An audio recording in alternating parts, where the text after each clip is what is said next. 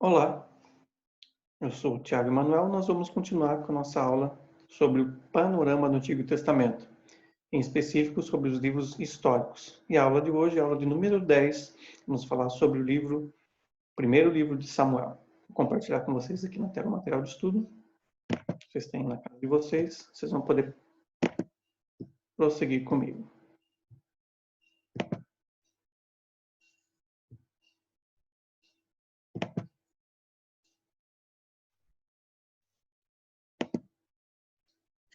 Muito bem. Então, nós estamos continuando aqui. Nós já estamos no primeiro livro de Samuel.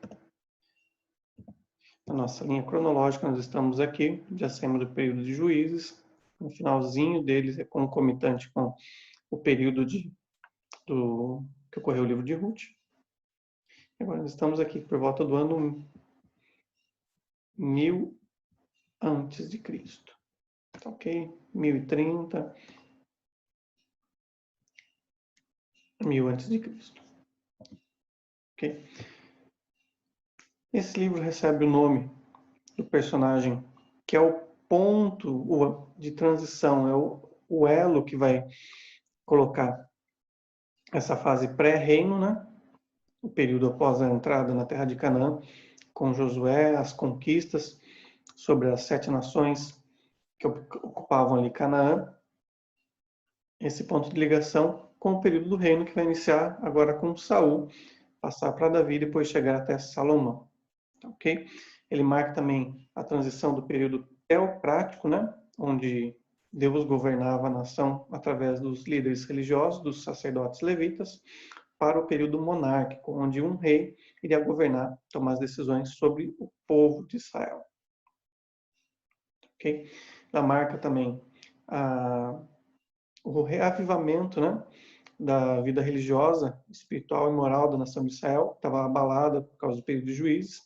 Vocês viram todo o pecado que chega até o ponto de levar a uma guerra civil, com a quase destruição da tribo de Benjamim, em especial a cidade de Gibeá. Certo? Vamos prosseguir aqui. O livro possui 31 capítulos. Ok? A autoria, óbvio, atribuída ao profeta Samuel e aos seus discípulos, pois, claramente, até o capítulo 25, ele está vivo, depois ele morre. Então, como a gente não tem nenhum centro médium gospel evangélico, obviamente é atribuída aos seus discípulos que deram prosseguimento à coletânea das histórias e continuidade dessa narrativa. Um detalhe, o livro em original, volume único, junto com o segundo livro de Samuel. Ok? Vamos lá. A divisão do livro nós podemos fracionar ele, né? Realizar ela em 5 grandes grupos. Tá? O primeiro período do livro é o período de Eli, o sumo sacerdote que reinava na época, que é concomitante com o final do livro de Juízes, o período lá da Guerra Civil, tá, ok? Com o nascimento de Samuel, e marca ainda a corrupção da vida religiosa de Israel, né? Ele que seus filhos não temiam a Deus, eram pecadores, faziam maldades extremas no templo que ficava, melhor dizendo, no tabernáculo que estava montado na cidade de Siló. E seu pai Eli não chamava a atenção deles, não os corrigia, não os expulsava, ou seja, temia mais a eles do que temia a Deus. A segunda parte, o segundo grupo do livro é o período de Samuel, ou seja, após o seu nascimento miraculoso, que está lá na primeira parte, no período de Eli, nós temos o seu ministério, do capítulo 5 até o capítulo 10, verso 16. Após a morte de Hofni e Finéias, ele toma o maior destaque, a morte do próprio Eli, ele vai tomando destaque e sendo essa figura-chave do reavivamento espiritual e moral da nação de Israel. O terceiro grande grupo é o período de Saul, ou seja, após ele ser chamado por Deus, ungido por Deus, e não foi eleito pelo povo, apesar do um conceito popular que tem, né? Que às vezes passa batido na leitura, mas ele foi eleito por Deus, Deus que o escolheu, por ser uma figura alta, proeminente, com uma desenvoltura, né? Que apesar de ele tentar se esconder no momento da sua coroação pública, né? Ele tinha uma certa desenvoltura, tinha uma aparência do que os povos esperavam de um rei. Mas Deus queria mostrar com aquilo que, como nós vamos ver com Davi, que o homem vê a aparência, como diz no próprio capítulo 16 do primeiro livro de Samuel, mas Deus vê o interior, vê o coração. Que Deus utilizaria uma figura frágil para governar aquela grande nação, em vez de usar uma figura forte, como eram os reis das nações, né? Contrastando bem lá com a imagem lá de Deuteronômio e Josué, quando fala de Og, rei de Bazã, e os reis dos amorreus que estavam ao lado leste do rio Jordão, que eram os gigantes, né? Que dormiam em camas de ferro, tal. Beleza? A quarta parte, quarto grupo do livro, divisão, é a aparição de Davi, desde a sua unção por Samuel, para ser ungido o próximo rei, que Deus já havia desprezado a Saul, e seu ministério como acalmando Saul, tocando a harpa, ele guerreando contra Golias, que vai do 1 Samuel do capítulo 16 até o 26.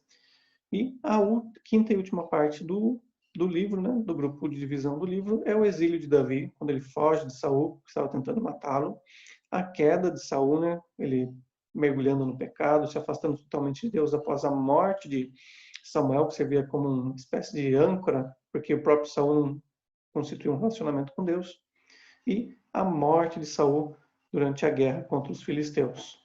Está lá no 1 Samuel, do capítulo 27 até o capítulo 31. Ok? Então, você tem no material de apoio a divisão de cada um dos 5 grupos, né? Nós vamos estender nessa aula, você vai poder ler com calma na sua casa, ok? Essas divisões e o próprio livro de 1 Samuel. Vamos dar prosseguimento aqui.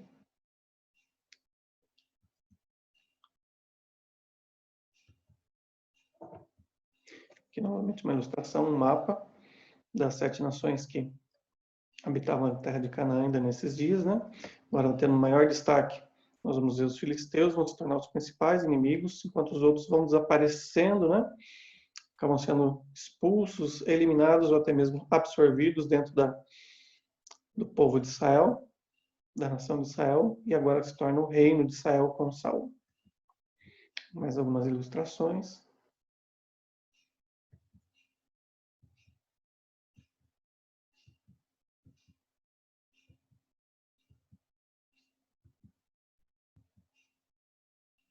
Ok? Vou colocar o início para nós novamente, aqui nas revisões, comentar algo breve. Então, os pontos de destaque são, no período dele, a corrupção em geral, estava o sacerdócio, na figura de Eli, com seus filhos Hofni e Finéias. Ok? O nascimento miraculoso de Samuel, através daquele problema doméstico que havia entre Elcana, Ana e Penina, né? As duas esposas de Elcana, enquanto Ana não podia ter filhos, Elcana tinha vários filhos, Penina tinha vários filhos e zombava, jogava isso na cara de Ana. Nascimento de Samuel, ele nasce debaixo de um milagre, é consagrado a Deus. Ele é depois de Sansão, é o segundo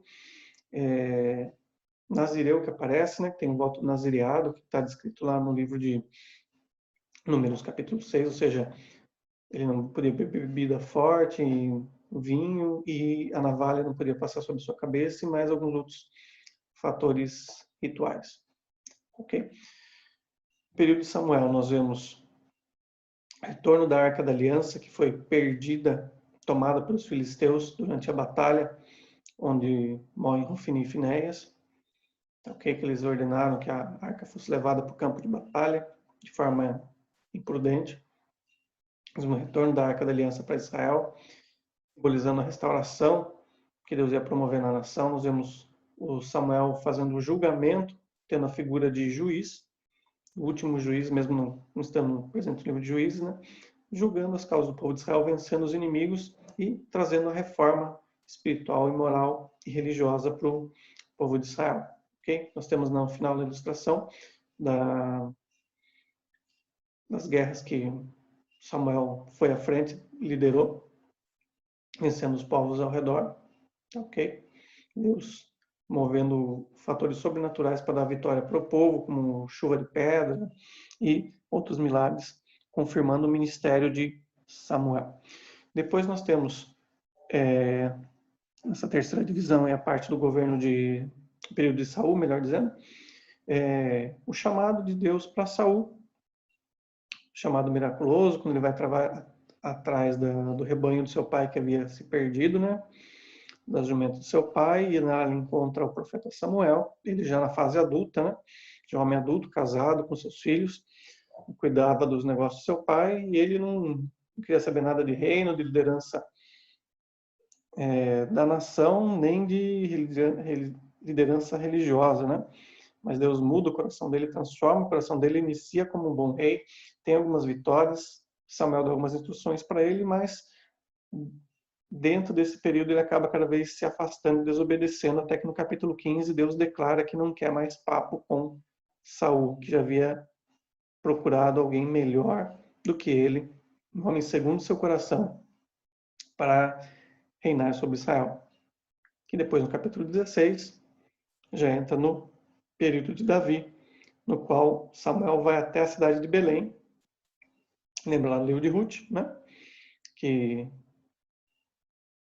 Ruth com Noemi, melhor dizendo, com Ruth voltam para Belém, para a cidade onde encontram Boaz, e daí nasce Obed, tal, até chegar em Davi.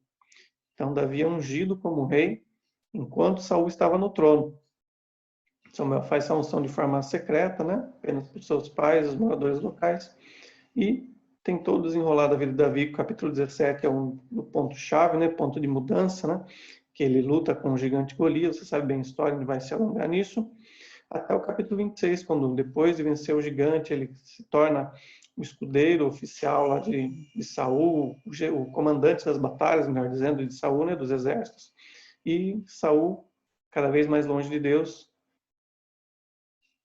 angustiado pela depressão, até mesmo com talvez um espírito mal da parte do Senhor, como diz a Bíblia, um demônio que o atormentava. Ele começa a odiar, a ter ciúmes de Davi e o persegue. Ok? Por causa desse motivo, entramos no quinto grupo aqui, né? Que é o período de exílio de Davi, quando Davi foge da presença de Saul, sai do palácio, deixa sua esposa Mical, que era uma das filhas de Saul, que Saul havia prometido, né, para quem vencesse o gigante Golias, o casamento com sua filha mais velha, no qual não acontece. Davi acaba se casando com Mical, outra filha de Saul. Ou seja, além de tudo, Davi era genro de Saul.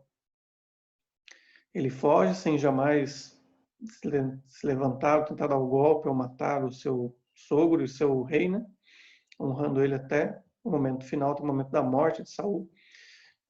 O Saul, ele mergulha no pecado, se afasta de Deus, como havíamos falado antes, principalmente depois da morte de Samuel, até o ponto dele ir atrás de uma pitonisa. O que é isso? Era podemos chamar de hoje em dia, uma analogia com a figura da médium. Ela recebia espíritos, né, invocava espíritos dos mortos para trazer adivinhações, sortes, futuros, falar alguma coisa particular para quem invocasse, né?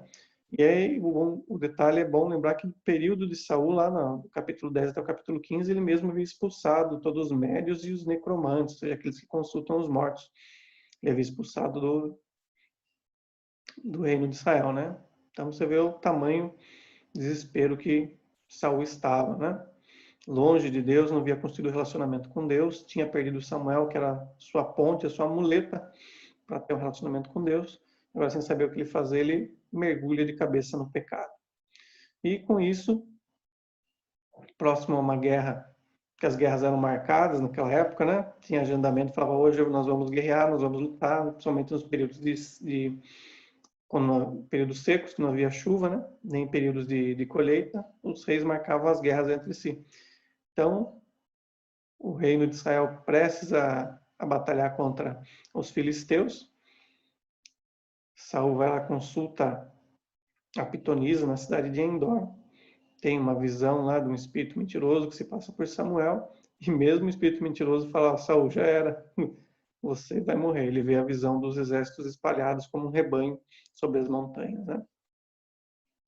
Então Saul vai para a batalha contra os filisteus e nessa batalha morrem seus filhos Jonatas e mais 2 filhos dele que estavam no exército, e o próprio Saul é ferido pelos filisteus e para não ser morto por eles, ele pede para que o seu escudeiro, seu pajem de armas, né, o matasse, mas o pajem fica com medo, tem medo de levantar a mão contra o rei, contra o ungido de Deus, e Saul acaba se lançando sobre a sua espada, e o pajem de armas também com medo de ser morto pelos filisteus, maltratado, humilhado, ele acaba também se matando, e também por não ter morrido no lugar de Saul, né? Todo aquele código de honra que existe.